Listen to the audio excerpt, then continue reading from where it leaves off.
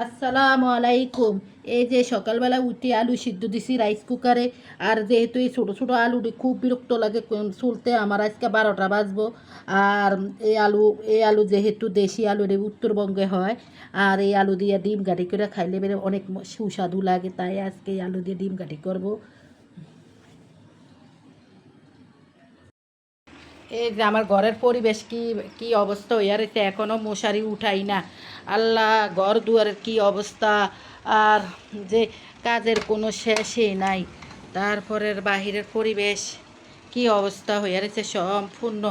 তারপরে পাকঘরের অবস্থা, পাকঘরে রাইস কুকারে, এই যে কুকারে ডিম সিদ্ধ দিলাম। তারপরে এক চুলায় আমি এক চুলা ভাত বসিয়ে দিলাম। কালকার কালকার তরকারি আছে, এই যে তরকারি আর কুমড়া ভাজি করব। ঘরের কি অবস্থা, আগে মশারিটা উঠাই। দুপুরবেলা হয়েছে, এখন বেলের শরবত বানাইতেছি। গরম লাগতেছে প্রচণ্ড, রান্না করে আসছি এই জন্য, তাই গরম লাগতেছে এই জন্য বেলের শরবত। আর ছেলে স্কুলে পরীক্ষা হলে গেছে, পরীক্ষার হলে থেকে আইসে এই বেলের শরবত খাবে, তাই এক শরবত বানিয়ে রাখতেছি ছেলের জন্য, আবার আমরাও খাবো সবাই। আর আমাদের ঘরে একটা শরবত থাকে, একদিন বেলের শরবত থাকে, একদিন কাঁচা আমের জুস থাকে, তারপর লেবুর শরবত থাকে, ট্যাংয়ের শরবত থাকে, যে যেটা পছন্দ করে।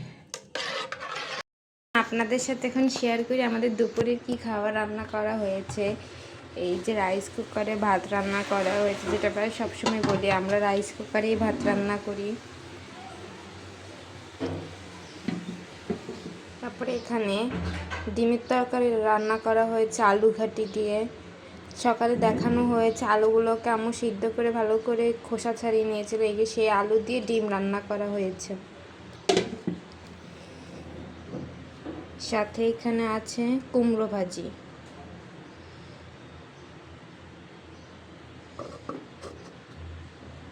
প্রচণ্ড গরম আজকে, তাই আজকে একটা আইসক্রিম আনলাম। আইসক্রিম আনিয়ে সেটা খাচ্ছে এখন আমার ভাই। এই যে সেই আইসক্রিম ভ্যানিলা ফ্লেভারটাই আনলাম, আমরা ভ্যানিলা ফ্লেভার খুব পছন্দ করি। গরমের দিন হলে আইসক্রিম ছাড়া আমাদের চলেই না। আগের ব্লগগুলি যারা দেখেছেন তারা দেখেছেন যে আমরা কী পরিমাণে আইসক্রিম খাই।